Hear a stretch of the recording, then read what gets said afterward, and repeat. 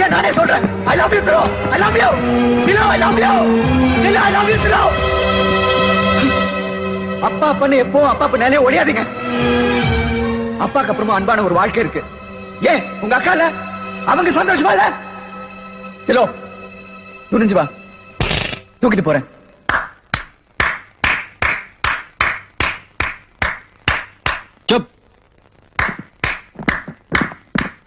ருத்ரையா கொஞ்சம் அமைதியா இருங்க. Come my boy. நீங்க போலாம். Rudraiah, we must allow our real emotions to flow freely at least once in our lifetime. உண்மையான உணர்ச்சிகளுக்கு மதிப்பு கொடுக்கணும்.